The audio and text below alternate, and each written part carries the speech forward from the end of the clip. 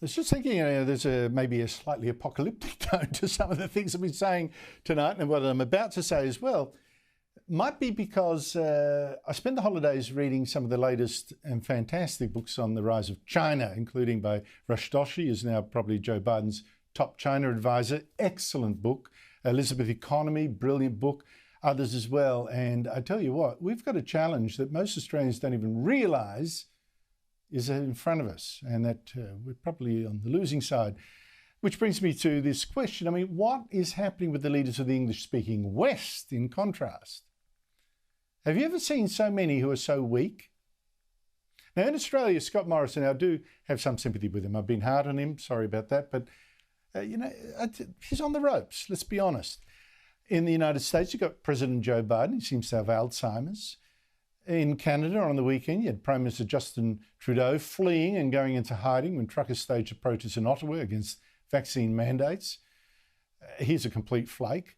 And in Britain, Prime Minister Boris Johnson has been fighting for his political life because of his monstrous hypocrisy. I mean, ordering people in a lockdown to stay away from friends and family, even dying relatives, while he himself was holding secret parties with his staff, including a birthday party. Joining me from London each Monday is Brendan O'Neill, political editor of the online magazine Spiked. Brendan, it's great to catch up with you. Happy New Year to you, by the way. How close has Boris Johnson come to getting the sack from his MPs? Because I sort of sense that maybe he's going to survive.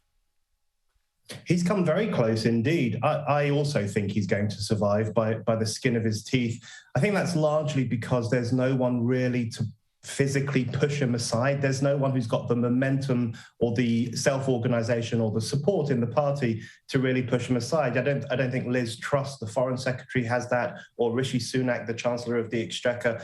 So I think he will hold on by default. I think that's probably what's going to happen. But he has exposed himself as a pretty hypocritical, blundering leader. And that's a real problem because he was voted into power to do something very, very specific, to get Brexit done, first and foremost, but also to restore democracy in this country, to restore sovereignty in a meaningful way, and to give people more control over their lives. And instead, he's made rules for us, which he hasn't abided by himself, and revealed that he's not a very serious leader at all. So I think lots of people are very disappointed. Well, I actually think the hypocrisy sort of is reflective of the wider picture of Boris Johnson. I mean, here's a bloke that is been, I'm a conservative, writes a biography of Winston Churchill, my big hero. Can you see the parallels here? He invites us to draw. I don't think, though, as this hypocrisy shows, he actually believes much of what is preached. That, I think, is the element here in the Partygate thing.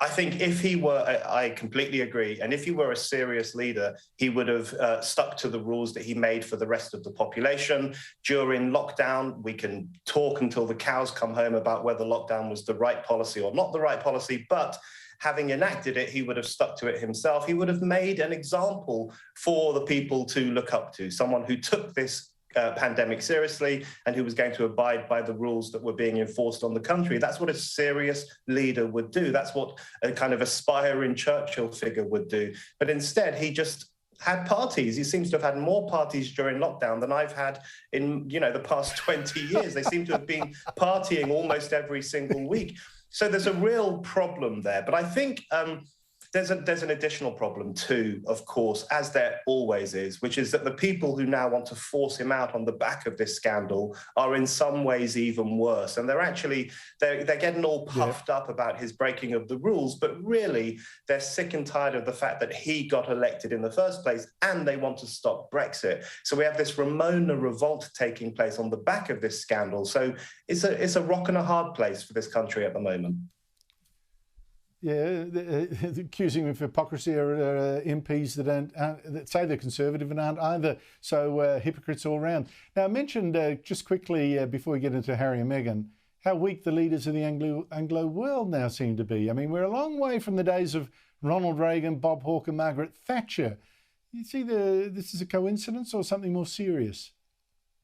I think it's something very serious indeed. And I've been thinking about this over the past couple of years. I think It's because we went through such an era of technocracy, the so-called third way, when politics became very managerial, just basically about controlling things and controlling the population and looking after health and all these other rather mundane activities. It was kind of drained of ideology, it was drained of belief, and it was drained of passion. So if you look back at the era of Thatcher or Reagan or many other European leaders at the same time, at least they believed in something. They were driven by something beyond just getting into power and managing the nation.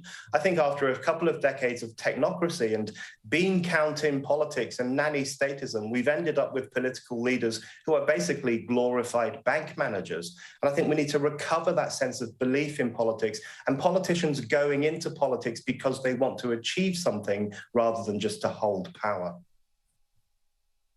Now, Brendan, I've mentioned already in the show the cancel culture. I have a shocking example at the end of the show too. It seems that Harry and Meghan, the runaway royals, are now the prince and princess of cancelling. They've joined in the pressure on the audio streaming site Spotify.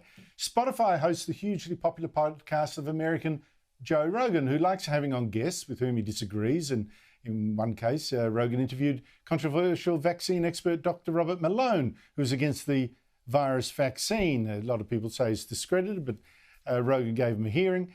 Now, in protest, singer Neil Young told Spotify to ban Rogan or he'd walk. Well, Spotify told Neil Young to take a hike.